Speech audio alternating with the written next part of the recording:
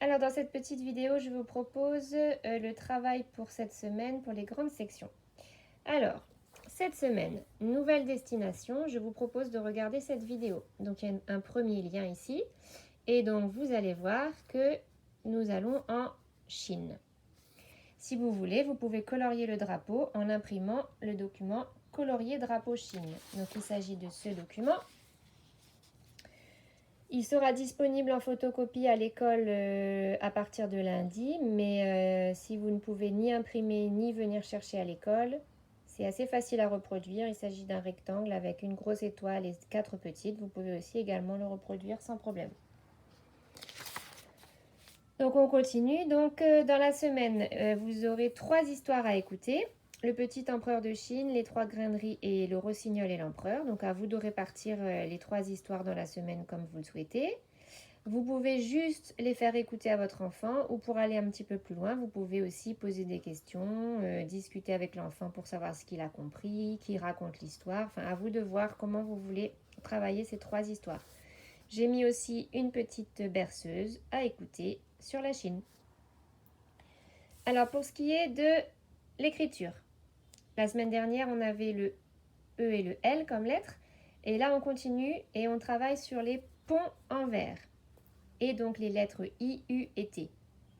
Donc d'abord, ouvrez le document IUT.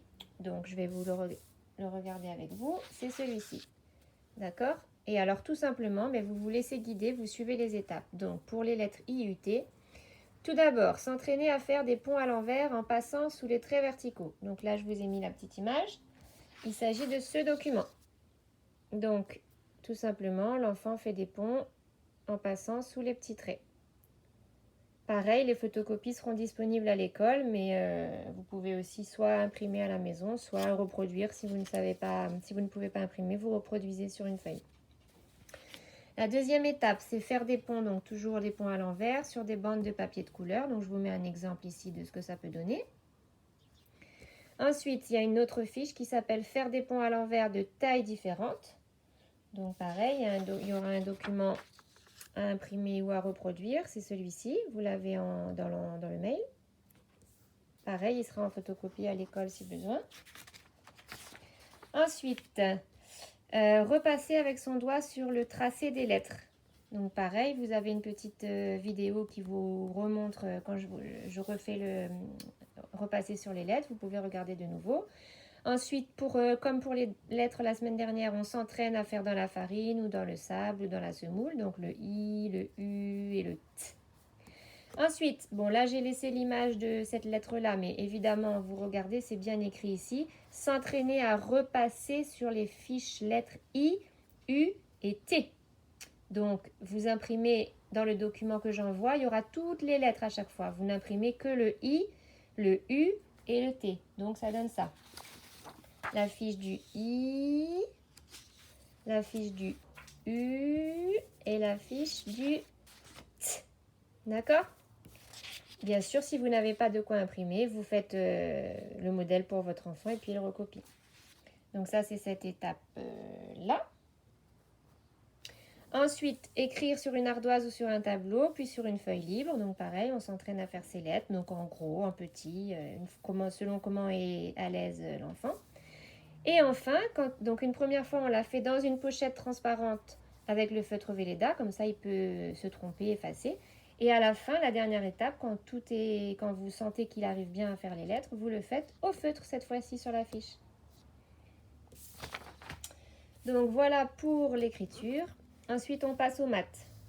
Donc, lundi, nous continuons d'explorer le matériel que nous utilisons en classe. Cette semaine, les jetons.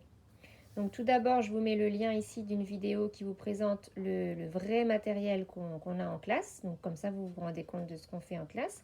Puis à la maison, vous allez faire un petit peu différemment puisque vous n'avez pas ce matériel et ce n'est pas grave. Pour faire cette activité, vous aurez besoin de grains. Ça, je pense que tout le monde en a un petit peu à la maison. Et des cartes nombres de 1 à 10. Donc évidemment, vous gardez celle de la dernière fois. Sinon, vous refaites des petits morceaux de papier avec les nombres écrits à la main. Il n'y a pas de problème. Normalement, en grande section, votre enfant connaît les nombres jusqu'à 10.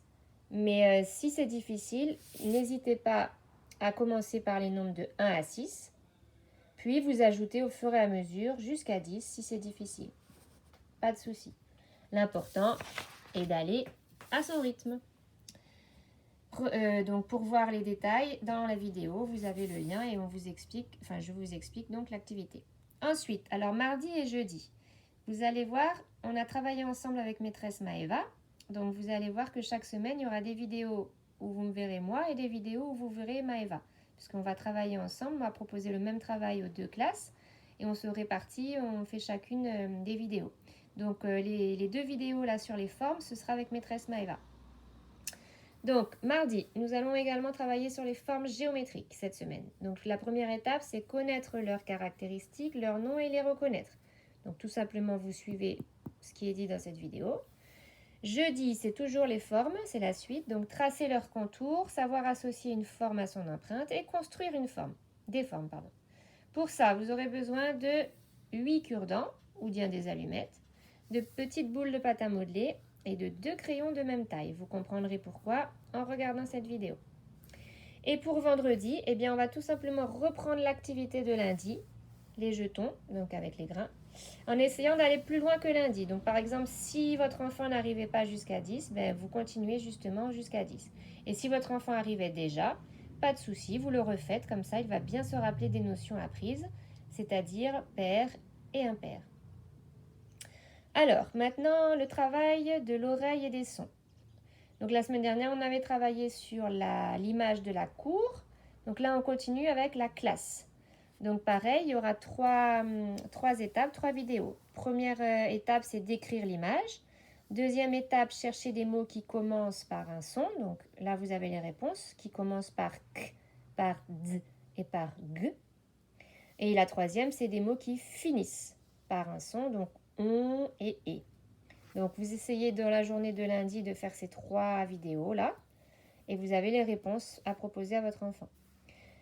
Ensuite, le mardi, donc vous vous rappelez la semaine dernière, je vous avais mis une vidéo sur l'histoire de la planète des alphas. Donc ça va être des questions de compréhension sur l'histoire. Donc là, je vous précise que, attention, regardez de nouveau la vidéo de l'histoire si besoin. C'est-à-dire que si la semaine dernière, vous n'avez pas eu le temps de regarder ou si votre enfant ne se rappelle plus très bien de l'histoire, il vaut mieux d'abord reprendre l'histoire avant de faire cette vidéo. Parce que là, c'est des questions sur l'histoire. Donc, il faut bien avoir compris l'histoire. Ensuite, sur jeudi et vendredi, nous commençons donc par les voyelles. Donc, jeudi, c'est 2 petites vidéos pour voir s'ils ont retenu le nom et la forme des alpha voyelles. Et le vendredi, c'est la suite du travail sur les voyelles, c'est reconnaître le chant de chaque alpha, donc de chaque voyelle. Voilà pour cette semaine. Bon courage!